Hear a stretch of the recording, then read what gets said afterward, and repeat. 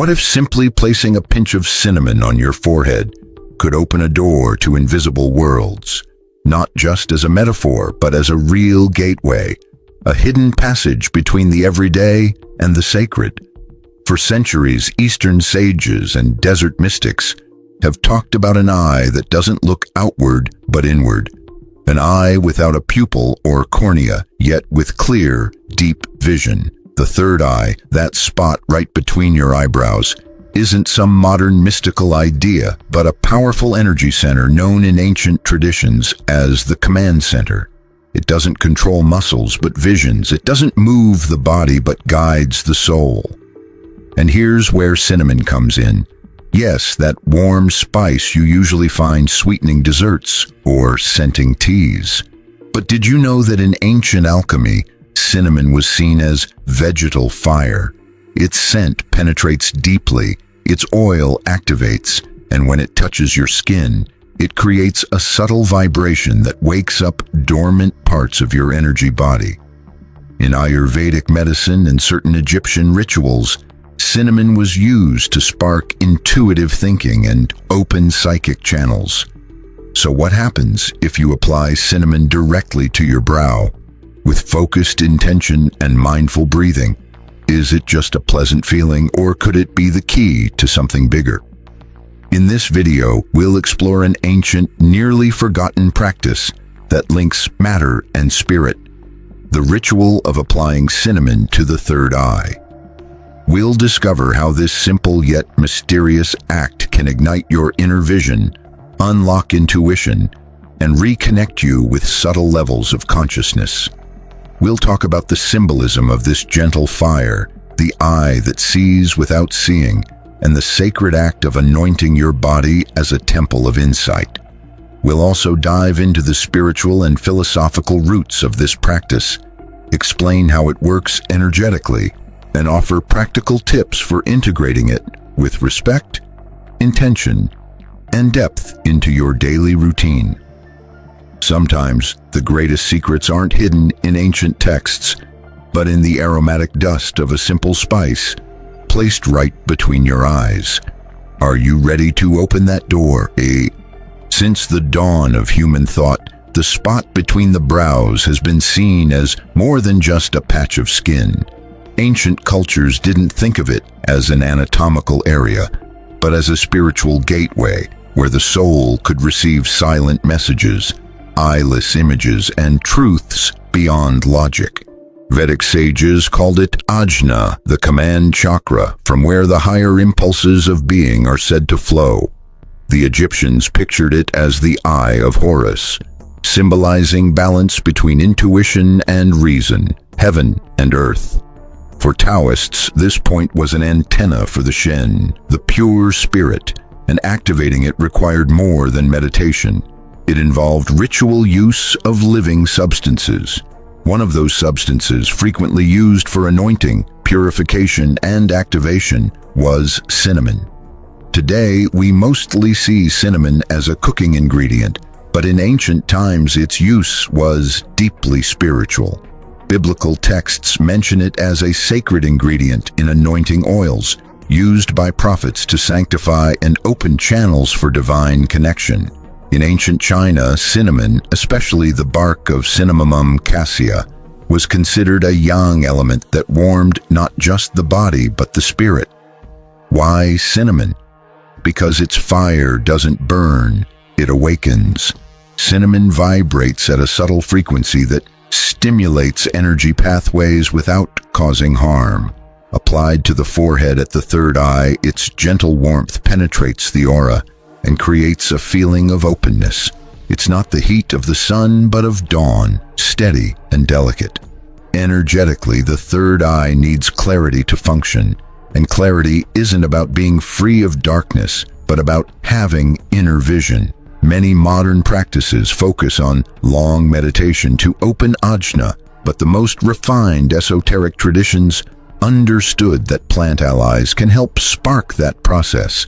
Cinnamon isn't a drug or miracle cure, but a messenger of spiritual fire. Middle Eastern mystery schools spoke of the fire of the eye that never sleeps. To keep it burning, initiates applied warm oils and spices in rituals involving chanting, breathwork, and visualization. The fire had to be gentle, too strong, and it would burn and shut the channel. Too weak, and transformation wouldn't happen. Cinnamon became a symbol of balance, a bridge between the physical and the etheric, between the senses and sacred vision. So what looks like a simple gesture, smearing cinnamon on the forehead, is actually a hint of ancient illumination rites. It's not superstition, but a lost spiritual technology where body, intention, and plant medicine work together to reveal deeper layers of being. The third eye doesn't open by force or formulas. It opens like a flower at dawn. When conditions are right, the soul is ready, and a subtle presence stirs from within. In this light, applying cinnamon to the brow is more than a quirky habit. It's an alchemical act, a quiet call to the inner fire. The magic comes from the combination of three things: place, substance, and intention. Each is powerful on its own, but together they awaken a force beyond the physical. Let's break it down one by one. 1. The place. The third eye as the center of spiritual vision. Located between the eyebrows, ajna is more than just an energy spot. It's a multidimensional vortex. It's where the autonomic nervous system's currents meet and where the pineal gland rests, a small organ many ancient sages believed was the seat of the soul. From a spiritual perspective, the third eye isn't a portal to another world, but a gateway to a deeper way of seeing this one. When this center activates, your perception expands. Intuitions become sharper, thoughts clearer, and decisions align more closely with your inner truth. But ajna needs warmth, vibrational warmth, not harsh heat. 2.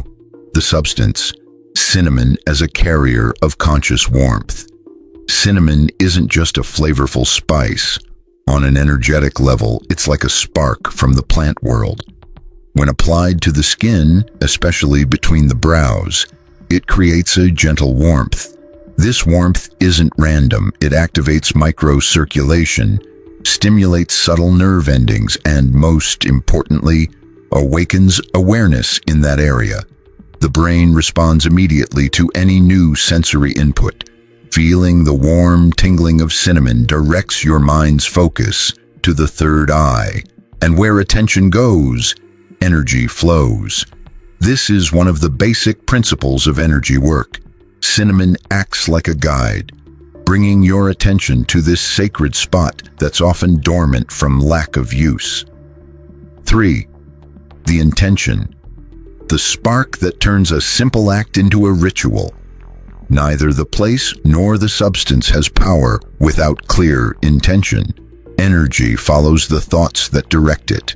So when you apply cinnamon, it's important to do so with silence, presence, and a sense of ceremony. It's not just putting something on your forehead, it's touching the soul's gateway with fire and purpose. You might say a silent affirmation like, "May this fire awaken my inner vision. May what I couldn't see before now be revealed to me." At that moment, the gesture becomes a vibrational seal. You've created a small ritual, a symbolic act charged with power, like an alchemist mixing ingredients for transformation. You're blending matter, cinnamon, energy, warmth, and consciousness, intention. This is where the magic begins. The third eye doesn't respond to logic, but to vibrational harmony, and this combination tunes it to its purpose, to see what's invisible, to perceive beyond appearances, and to remember the wisdom hidden behind the obvious. When you place cinnamon on your brow with focused intention, you're not doing a cosmetic or trivial experiment. You're sending a clear message to your subtle consciousness. You're ready to see. And when that message is clear, the gateway responds, not with a sudden burst, but like an ember slowly glowing from within. Many people notice a slight pressure or pulsing sensation in the center of their forehead after this practice. This isn't imaginary, It's the pineal gland activating in response to heat, scent, focused attention, and directed energy. The pineal, that tiny pine cone-shaped gland just behind where you apply the cinnamon, is surrounded by tiny blood vessels that are sensitive to temperature changes and subtle electrical signals. When it's activated, the pineal releases small amounts of dimethyltryptamine, DMT, a compound linked by some to lucid dreaming, expanded awareness, and mystical experiences. While cinnamon won't send you on a psychedelic trip, it can open the door to symbolic, quiet, and deeply archetypal perceptions. You might experience gentle visions, sharpened intuition, or increased meaningful coincidences. Reality starts to feel more connected. What once felt like random chance now seems like messages, and mental noise becomes a flowing river of images and meaning. It's as if your soul senses this respectful touch and begins to share its secret maps. But this awakening isn't always easy. The third eye is also the eye of truth, and when it opens, it doesn't sugarcoat what you see. It reveals, brings light, and shines a spotlight. That means it can stir up old blocks, hidden emotions, or false beliefs that have clouded your vision. In this way, the third eye doesn't just open, it cleanses your inner sight. Cinnamon plays a supportive role here. It activates and soothes. Its warm, sweet nature softens the impact of awakening. Opening the third eye through cold mental exercises isn't the same as doing it with a nurturing element that balances and comforts. Cinnamon is a fire that tempers rather than burns. It's a candle that lights the way without blinding you. Another important point is how your body responds. Some people notice their breathing deepens after the practice, as if their body is adjusting to a new rhythm.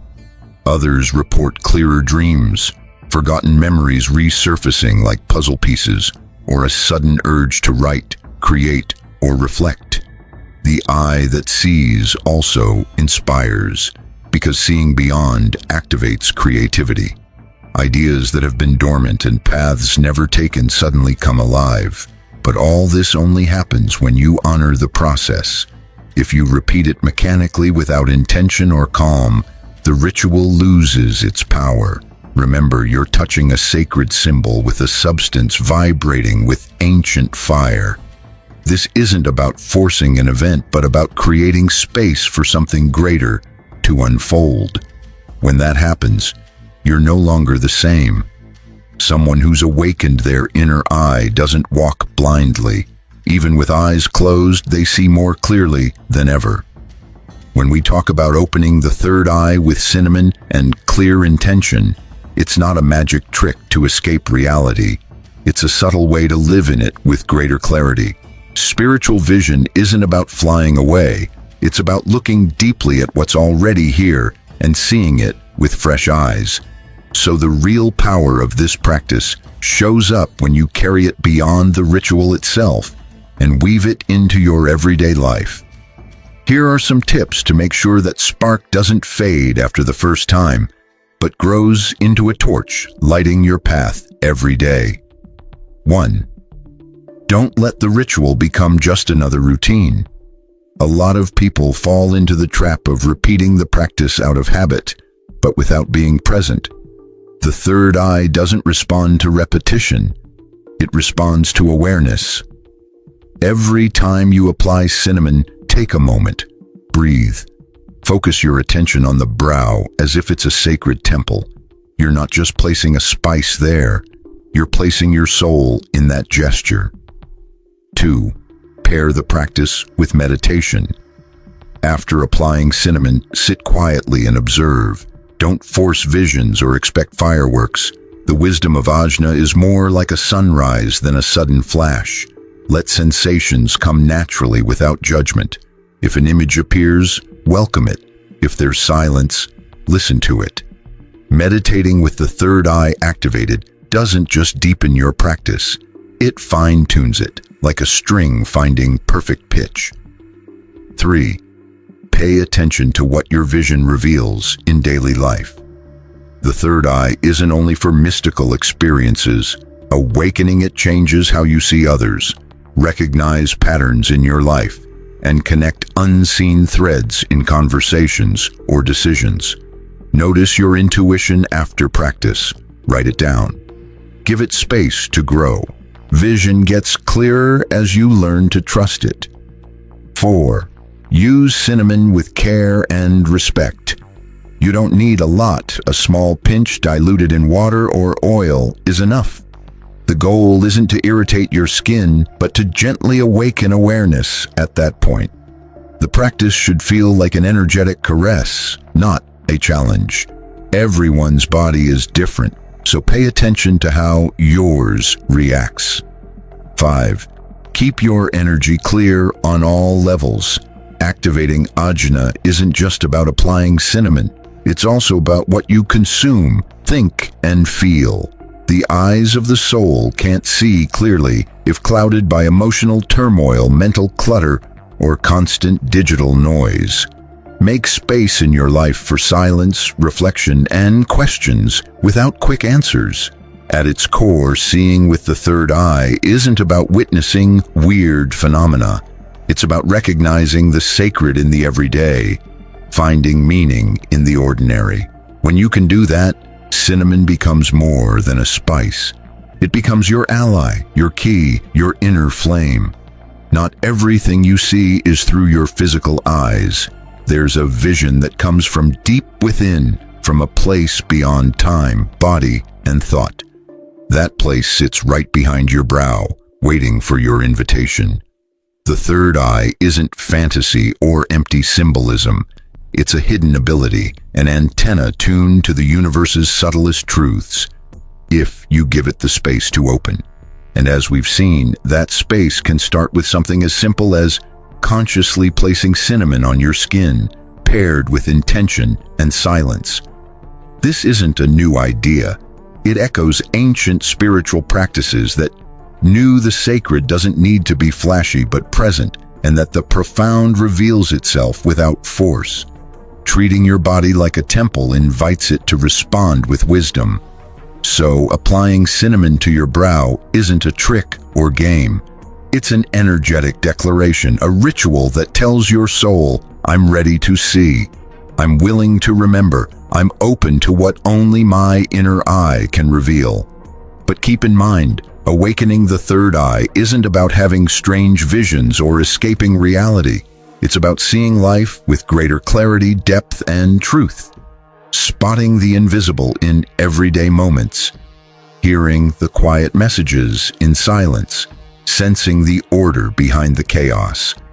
When you approach this practice with respect, you start living differently. Your choices become wiser, your relationships more genuine, and your purpose clearer.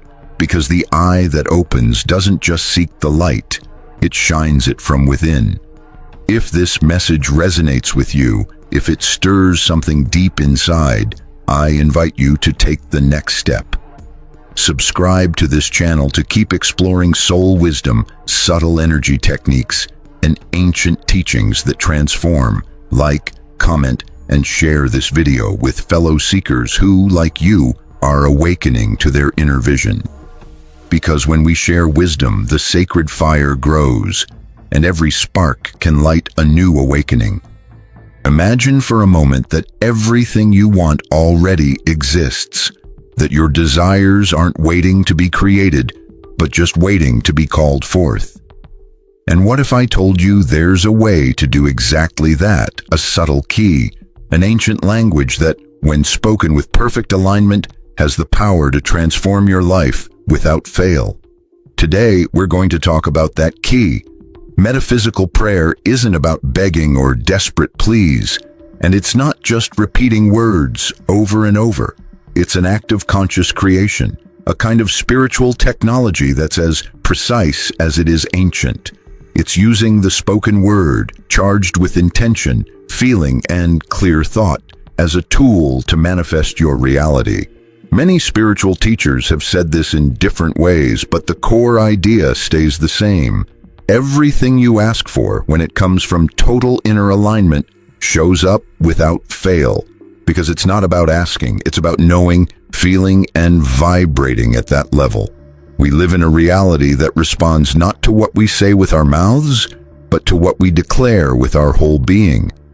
That's why so many people pray and get no results, or want something but never see it happen. The problem isn't the prayer itself. It's how the prayer is done. Just saying words isn't enough.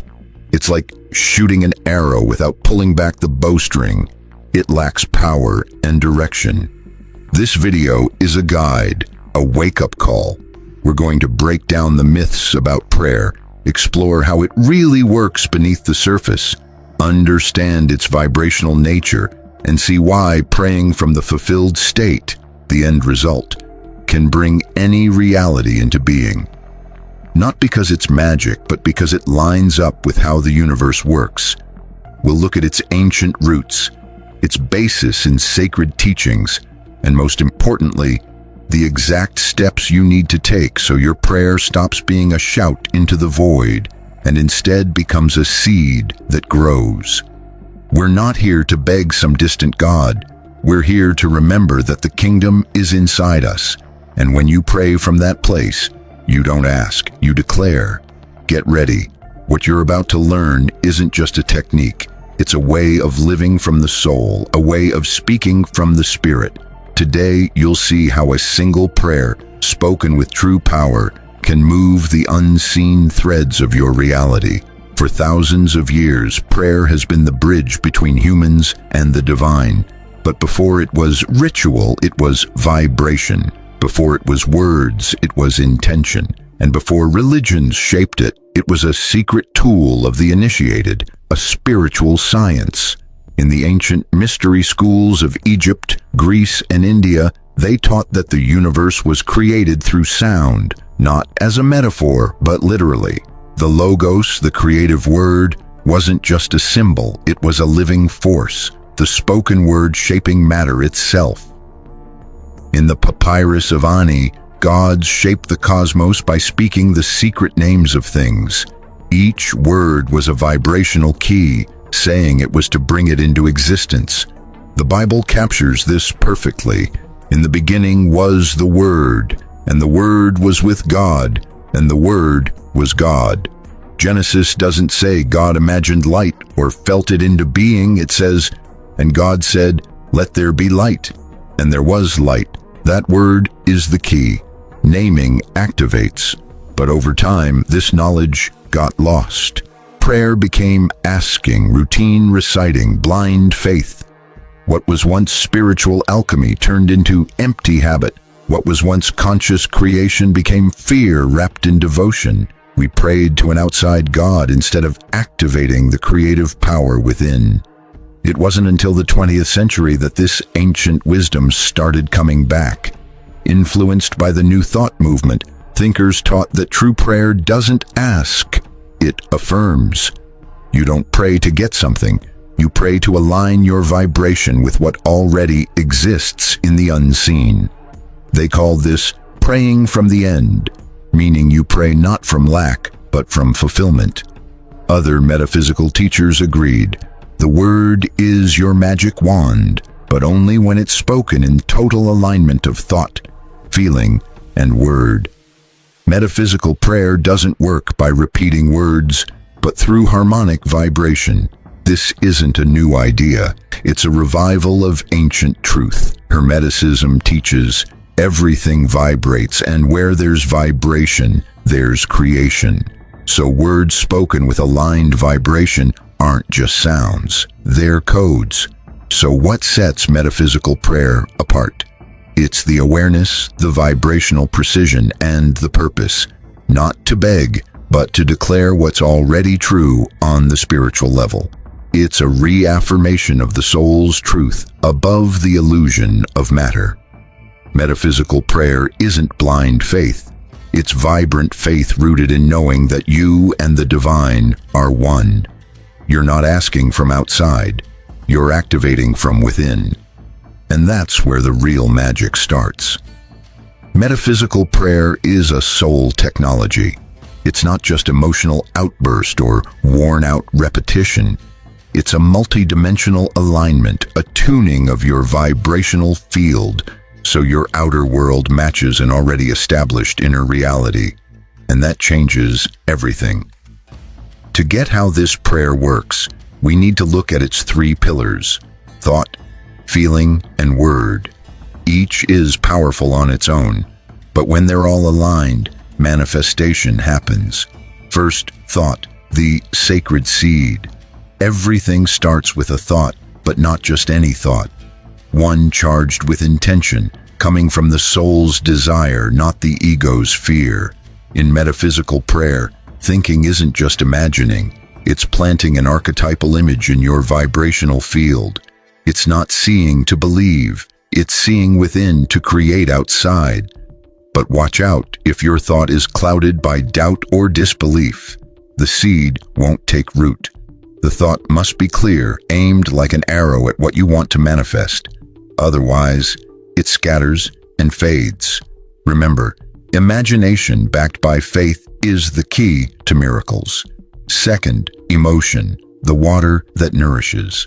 A thought without emotion is dry and lifeless, like a seed dropped on rock. It needs to be watered by feeling. Here, we're not talking about emotion as just reacting, but as resonance. You have to truly feel that what you're declaring is already real, that it's already part of your energy field. This is the step most people miss. Many pray while thinking about what they want, but they vibrate in the lack of it, so their feelings contradict what their mind says. In metaphysics, this is called vibrational incoherence, and where there's incoherence, nothing manifests. Want to attract love? Feel love. Want abundance? Feel like you already have it. The right emotion is like water to a hidden plant, unseen but absolutely necessary. Third, the verb, the creative declaration. Finally, the spoken word, said with certainty. This is when the invisible starts to take shape. In metaphysical prayer, the word isn't just describing, it's creating. You don't describe how you feel, you declare what already is. This is the divine principle. God said, "Let there be light." He didn't just think it or wish it, he said it. The verb is vibrational action, a resonance that changes the field. That's why no matter how many times you repeat an affirmation, if it's not said in alignment with your thoughts and feelings, it's just empty noise. The word doesn't work like an external magic spell. It acts as an internal seal, an energetic imprint that, when aligned, activates universal laws. When these three forces come together, clear thought, genuine feeling, and a powerful spoken word, a unique frequency is created, a vibrational harmony the universe recognizes. This is what Jesus called if two agree, and what the Greeks called symphonia, harmony between fields. In that moment, you're not asking. You're declaring from a place of already being fulfilled. The universe doesn't respond to pleas. It responds to frequencies, and it responds with precision. That's why metaphysical prayer doesn't focus on how, when, or why. It focuses on what already is, on the final fulfilled state. Because when you pray from the end, what you want is already on its way. What sets metaphysical prayer apart from other spiritual requests is where it comes from inside you. Most people pray from lack. Give me what I don't have. Fill the emptiness. Metaphysical prayer starts from the opposite place. Everything already exists. You pray from certainty, not anxiety, from fullness, not emptiness. This is both the most powerful key and the hardest challenge for the ego. It means letting go of the identity that suffers, that feels separate, and for the conditioned mind that feels like dying. Say you want to bring in a new life, abundance, love, or health. The traditional way is to ask for it to come. Metaphysics says, be that version of yourself who already lives it. Talk like they talk, feel like they feel, think and act like it's already your reality. This act of stepping into the desired reality before seeing it is real prayer. Here's the powerful paradox. You can't receive the new if you don't die to the old you. Remember what Jesus said, "Unless one is born again, one cannot see the kingdom." Being born again means dying to the identity of the asker and being reborn as the declarer. But this requires something deep: emptying yourself. Letting go of the version of you that feels limited, unworthy, or abandoned. Letting go of the beliefs you've held for years. I can't. I don't deserve it. It's not for me. And this doesn't happen by just repeating phrases. It happens when you recognize the deception, stop believing scarcity, and choose to live in the frequency of the kingdom, which isn't a place, but a state of consciousness. That's why one essential step in metaphysical prayer is what Scripture calls entering your secret room and closing the door. This isn't a physical space, but shutting out the outside world, its opinions, judgments, and collective doubt. It's an inner retreat where your soul aligns with Source. It's a secret sanctuary with no distractions, just you, your vision, and the creative power.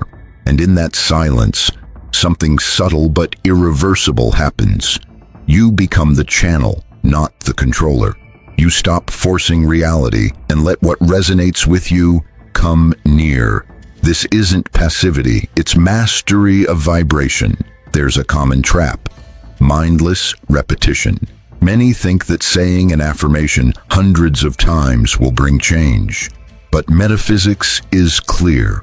One affirmation said from the right vibration has more power than 1,000 said out of fear or desperation. It's not about quantity, it's about alignment.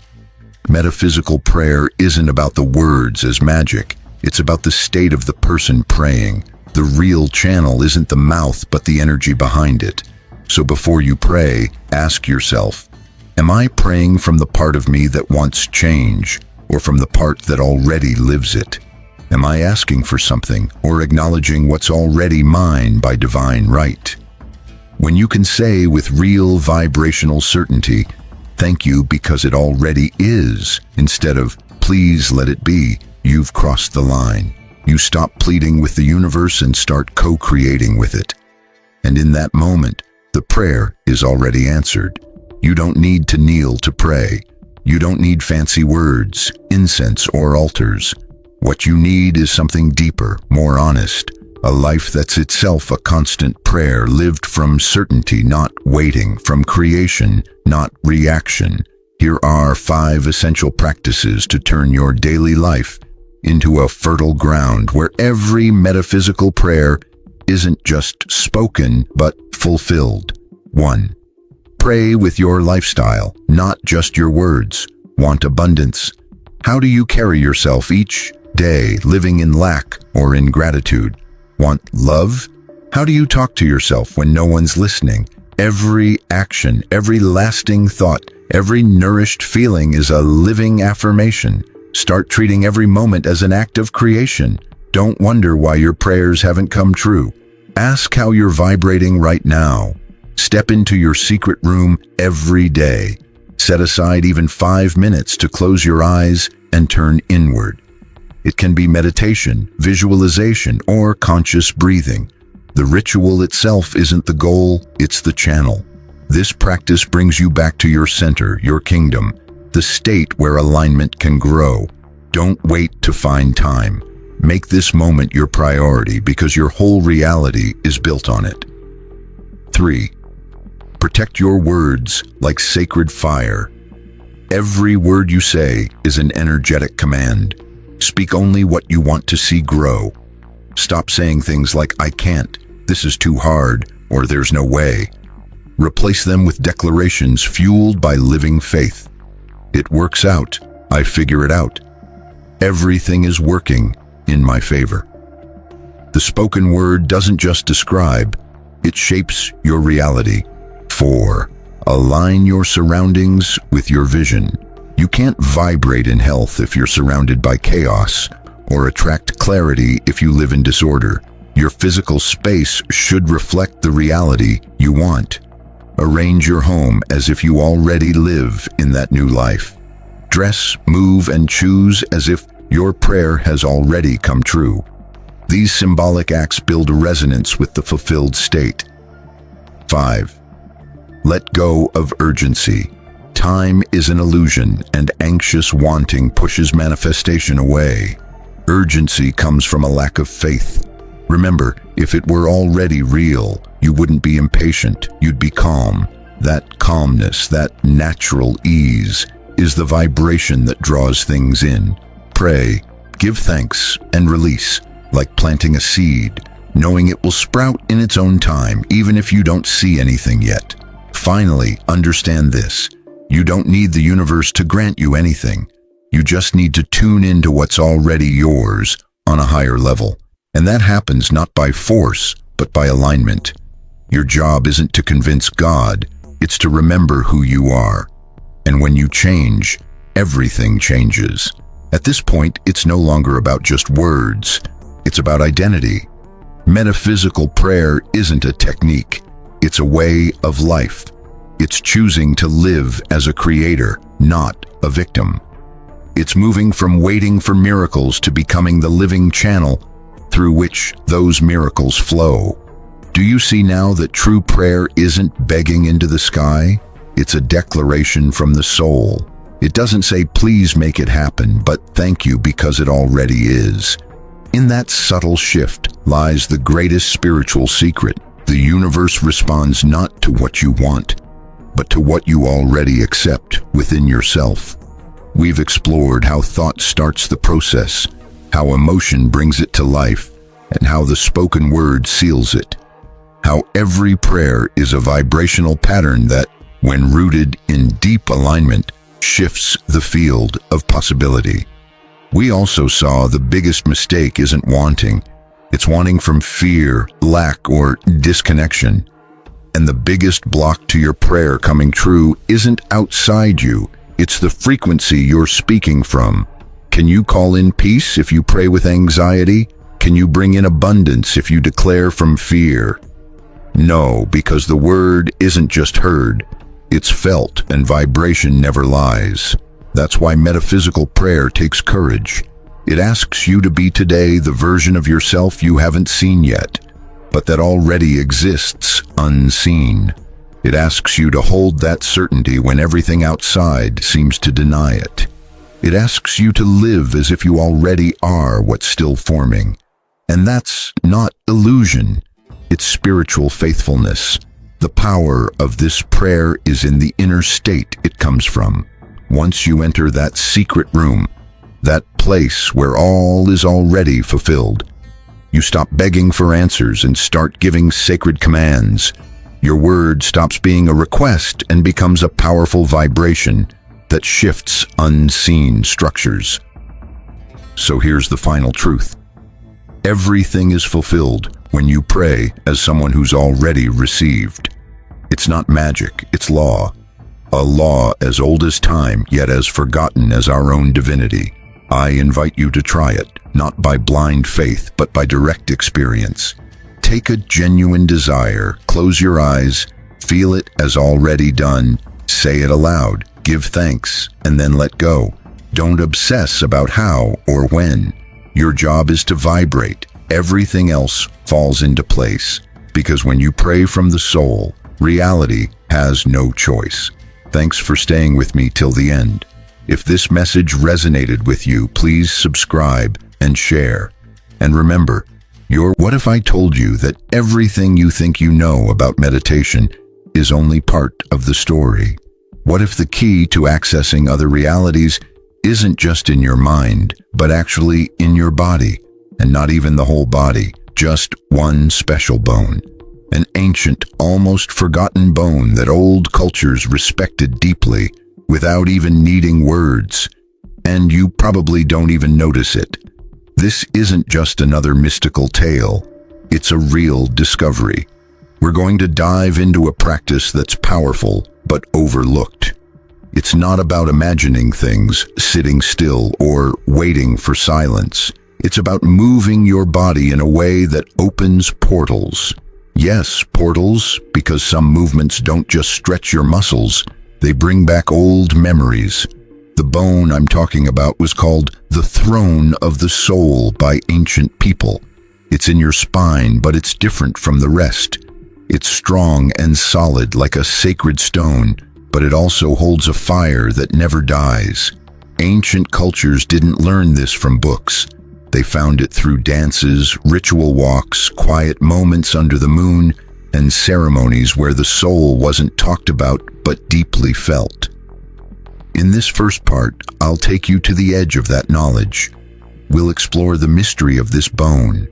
I'll share how I discovered it, how I felt it come alive in me, and why I believe this small physical gateway can completely change how you see the world. True spirituality isn't about rising up or escaping your body. It's about sinking in so deeply that the boundary between worlds feels thin. That's what the ancients did. They didn't meditate in the usual way. They moved this bone and stepped through. You're about to learn which bone this is, why moving it is a secret key, and how you can start experiencing it yourself. But first, we'll go back to the roots. Caves, myths, and the bodies of wise ones who danced without thinking, letting their bodies guide them beyond what's visible. Get ready. What you're about to hear isn't a new technique. It's an ancient truth, an echo that's been inside you all along, and now it's starting to stir. In ancient cultures, wisdom wasn't written down, but passed through the body. There was sacred knowledge that vanished when reason became the only way to understand things. This knowledge wasn't about words or rules. It lived in the body's memory, in the silent language of bones, gestures, and breath. Among all the body's parts, one bone was the most sacred, the sacrum. It's no accident that its name still carries the word sacred. This triangular bone at the base of your spine connects you to the earth and the sky. Ancient people saw it as the anchor of life energy, the spot where consciousness could awaken, not through thinking, but through movement. And not just any movement, but intentional, ritual movement full of vibration. In African traditions, wise elders, who could travel between worlds, performed spiral dances that shook the base of the spine. They didn't dance just for art. They danced to open inner portals. Those vibrations sparked something powerful, energy rising like an ancient flame, waking up hidden senses. In Mesoamerica, the practice of Nahualism taught that certain devoted movements reactivated an original code in the body. Even without Western anatomy terms, they knew everything started from the base, the place they called the throne of the spirit. They didn't do yoga poses or sit in silence. They moved the body's core. Even in ancient Egypt, the art of resurrection wasn't just spiritual. Funeral rituals focused on the spine and its base, believing the soul returned through the Jed pillar, a symbol of life's axis deeply connected to the sacrum and its upward energy. What really needs to stay upright isn't the body itself, it's your consciousness. In some old medieval traditions, alchemists called the sacrum the crucible of spirit in flesh. They believed a serpent of remembrance lived there, not a scary demon like later religions said, but a symbol of ancient energy. When this energy wakes up, it gives you clear vision, strength, and a direct connection to hidden realities. But why don't we hear about this anymore? If it's so important, why did it get forgotten? Because the idea of the body as a temple was pushed aside. Because knowing you have a natural way to expand your awareness doesn't fit with systems that want to control you. If you can access other realities directly without rules or middlemen, then you're truly free. The sacrum, that forgotten bone, holds that power to set you free from the inside. Moving it isn't just exercise, it's like alchemy in motion. This is where spirituality becomes real, where practice turns into ritual, and where the body stops feeling like a cage and shows itself as a gateway. Imagine your body is more than just flesh and bones. It's a sacred structure, not just a container, but a tool. Every joint, every bone, every vibration works like a part in a cosmic machine. Now imagine there's a forgotten control center inside you, a place that can turn on your life energy and let you cross between the visible and invisible worlds. That place is the sacrum, and moving it with awareness isn't gymnastics. It's a ritual. Ancient wisdom says the sacrum is like a vibrational key. When it's activated, it sends out a special frequency that wakes up sleeping paths in your nervous system, lights up parts of the brain usually off, and changes how your mind sees reality. This isn't fantasy, it's about expanding what you can perceive. Most people live stuck in their head, caught in thoughts and judgments. Some reach their heart, but very few go down to the sacrum. Why go down there?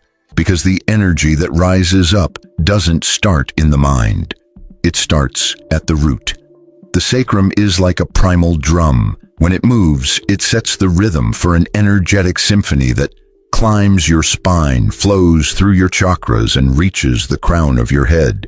But here's the secret. Without waking up the drum, there's no symphony. So how do you move the sacrum? It's not about shaking it hard or doing strict exercises.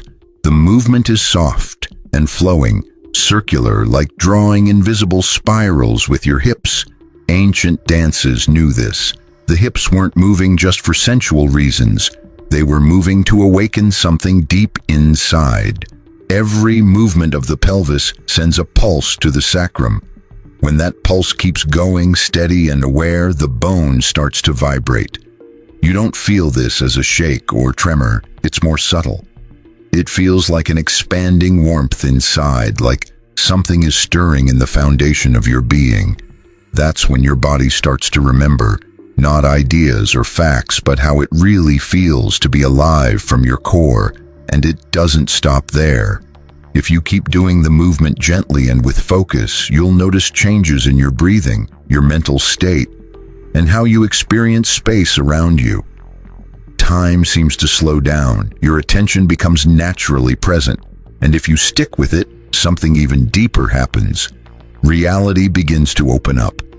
People who practice this say that after just a few minutes of moving their sacrum consciously, they start to notice things outside normal experience. Inner lights that don't come from outside, faint sounds inside their head, a deep feeling of oneness with everything, and sometimes sudden visions, ancient memories, or brief glimpses into other states of consciousness. This isn't about controlling or managing something. It's about tuning into a certain kind of vibration. The key thing to understand is that you're not creating something new. You're clearing away what's blocking you. You're waking up a part of yourself that's been forgotten. The sacrum, the bone at the base of your spine, is like the soul's sacred drum.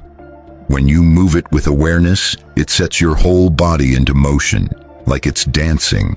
Once that sacrum starts vibrating and spreading energy, your entire body shifts into a special state that ancient cultures called the threshold.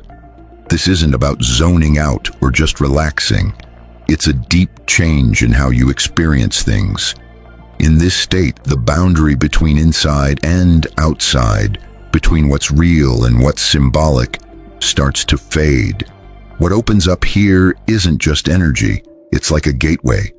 But this gateway doesn't lead somewhere beyond, like some religions say. It leads to a kind of dimension that exists alongside our usual reality, always there, but usually out of reach. Ancient wisdom keepers, whether they were priestesses, Toltec shamans, or druids, knew that activating the sacrum was serious. It's not just about energy waking up, but a kind of memory from beyond this world. The body remembers things the mind can't understand. Places you never physically went, knowledge you never learned, and symbols that come alive. People often describe meeting beings of light, seeing moving symbols or patterns, or feeling connected to a greater intelligence that doesn't speak but teaches just by being there. In these moments, something big happens. Your sense of self starts to change. You don't lose yourself, but the usual you, your name, your story, your ego feels tiny, like a spark compared to the sun. What comes up instead is pure awareness, the eternal observer inside you. But this is where wisdom is important. Moving your sacrum without preparation or grounding can open more than you're ready for. The gateway doesn't choose what comes through. If you have old wounds, negative beliefs, or hidden trauma, they might surface, not to hurt you, but to help you face them. That's why the ancients stayed quiet about this. Power needs guidance. So every activation should follow 3 basic rules. Stay grounded emotionally. You can't rise up if you're not firmly rooted. Before you explore new realities, make sure your body feels safe and steady, not like a battleground. Set a clear intention. The sacrum responds to your purpose. It's not a machine, it's a living altar. Moving it without knowing why is like lighting a fire in the dark, without knowing what you want. Be honest about your goal, whether it's healing, clarity, or insight, and the gateway will respond. Create a ritual space. The wise knew every gateway needs a container. Your space should feel sacred, even if it's simple. Remove distractions. Use personal items, stones, symbols, fire, water, to build a circle of energy that protects and focuses the power you're activating. This practice isn't just for spiritual seekers. It's for anyone ready to remember that the body isn't a prison for the soul, it's the door. The sacrum, that quiet, solid bone, is the hinge. When you move it with awareness, your soul doesn't go anywhere. It comes home. It returns to its origin, its true voice, its deep knowing, and you start to see with eyes that aren't just physical, hearing a world beneath the surface. Once you realize your body isn't just matter, but a living temple, your whole relationship with it changes. Things you did without thinking, walking, sitting, breathing, take on a new meaning. Life becomes less about just getting by, and more about truly being present in yourself, using every movement as a step toward awakening. If this idea resonates with you like a bell ringing inside, then it's time to do more than just listen. It's time to practice. Moving your sacrum isn't something only monks or mystics do in secret. It's a tool you can bring into your daily life, as long as you do it with intention, respect, and consistency. Below, I'll share 5 simple ways you can add this wisdom to your routine without turning your life upside down, but letting it change you from the inside out. First, create a daily sacred moment for yourself. You don't need a whole hour. Sometimes just 7 minutes right after you wake up or before you go to sleep is enough. Find a quiet spot, sit or stand up straight. Close your eyes and focus on your sacrum, the bone at the base of your spine. Breathe into that area, then start making gentle, circular, flowing movements with your pelvis. Don't overthink it, just feel it. Let this be your daily moment of peace, your time to connect with your body and soul. Second, try walking with sacral awareness. Imagine every step is like a drumbeat vibrating from your core.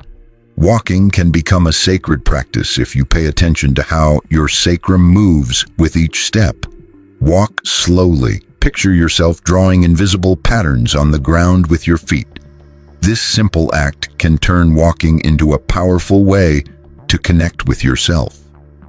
Third, listen to tribal or ancestral music and let your body respond naturally. Rhythms like shamanic drums are made to awaken your body's wisdom.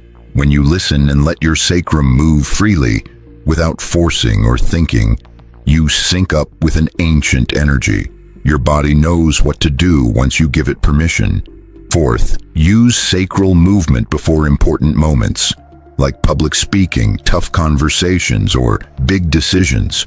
Just 5 minutes of gentle pelvic movement can help you center yourself, calm anxiety, and reconnect your instincts with your goals. It's a great way to align your energy before something important. Fifth, turn sacral movement into a moving meditation. Not everyone can sit still and meditate for a long time, and that's okay. Everyone has a body, and if your mind is busy, start by moving your body. Let your sacrum guide a meditation in motion. You can reach deep states without sitting still. Sometimes movement is the best way to find silence. Remember, your body is not a barrier to your spiritual growth. Your body is the oldest, most honest tool you have. The sacrum is its forgotten center. When you move it with respect, you become a dancer between worlds. You don't need to live alone or wait for a teacher. Your body is your teacher, your sacrum is the key, and your life is the temple. We've reached the end of this journey, but really, it's just the beginning. What you've learned, this deep, lived wisdom, isn't about ideas. It's about movement, presence, and living vibration. This isn't just another theory or practice to collect. It's a remembering of what's always been there. Not because it's secret, but because the obvious is easy to overlook. The sacrum has been with you since day one. It was the first bone to form in your mother's womb. Your spine grew from it, and everything else grew from the spine. It's the foundation, the root, the sacred drum that sets the rhythm of your being. Many traditions call it the throne of the soul because consciousness rests there when silent and rises from there when ready to move. Think about the times you looked for answers in books, courses, or teachers, but something still felt missing. Maybe what you needed wasn't more information. It was becoming your body, living in your temple, and waking up that hidden door. That door isn't on some distant mountain or lost temple. It's inside you. It moves with you, and it's waiting. You might feel doubt. Your mind might want to explain it all away. You might wonder, is this real? To that part of you, just say, observe, try, feel. The truth of the body doesn't need defending. It shows itself through direct experience. Moving your sacrum with awareness doesn't just change your energy. It changes how you see the world.